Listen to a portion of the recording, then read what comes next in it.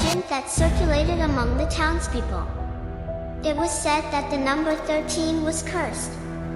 Houses bearing the number 13 on their doors were avoided, hotel rooms numbered 13 were never booked, and even streets that had a 13th block were shunned. Despite this, the townspeople had largely grown complacent, treating the legend as nothing more than a spooky story to scare children. However, all that changed one fateful autumn when a new resident moved into the long-abandoned house at 13 Willow Lane. The house had been vacant for years, its last occupants having vanished under mysterious circumstances. The new resident, a writer named Ethan, was drawn to the house's secluded charm and the low rent. He dismissed the warnings of the townsfolk, attributing their fears to superstition and small-town gossip. Ethan settled into the house, finding its creaky floors and old-fashioned decor inspiring for his latest novel.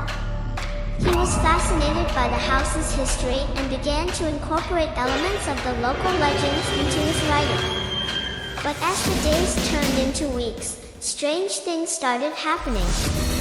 It began with small, unsettling occurrences, whispers in the dead of night, cold drafts that seemed to come from nowhere, and the feeling of being watched. Ethan shrugged them off as the house settling or his imagination running wild.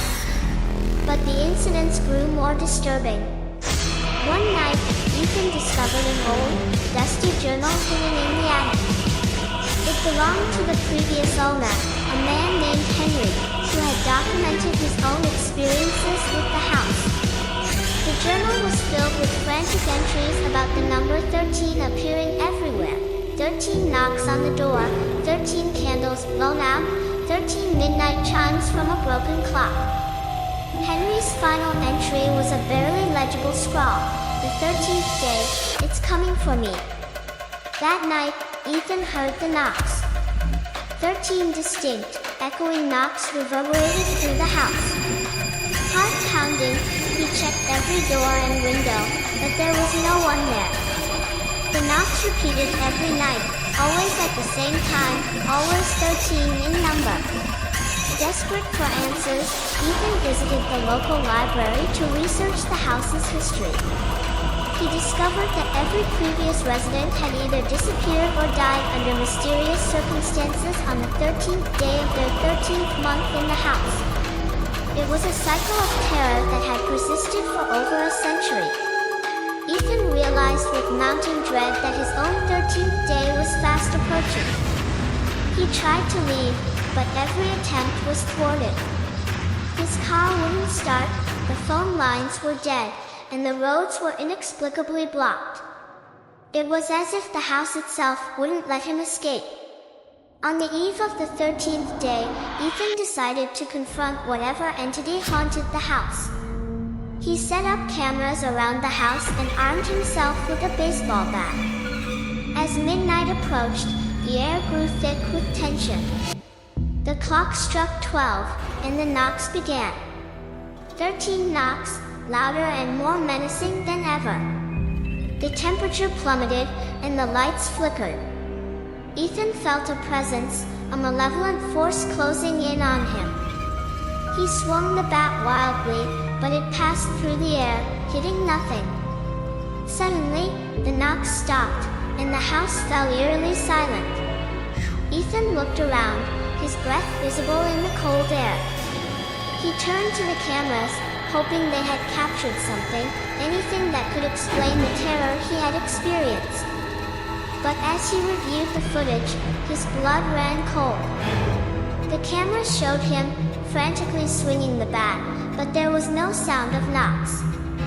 There was no presence. He was alone, fighting phantoms of his own mind. Or so it seemed. Then, the final frame of the last camera showed something chilling. Standing in the shadows, just out of Ethan's line of sight, was a figure. Tall, dark, and featureless, it seemed to watch him with an almost palpable malevolence. Ethan stared at the screen, heart pounding. The date on the video showed it was already the 13th day. He felt the air grow colder, the presence closer. And as the clock struck midnight, the screen went black. In the aftermath, the house at 13 Willow Lane stood silent once more. Ethan was never seen again. The townsfolk whispered about the curse of the number 13, more convinced than ever of its sinister power. And as the legend grew, the house remained, waiting for its next unsuspecting occupant.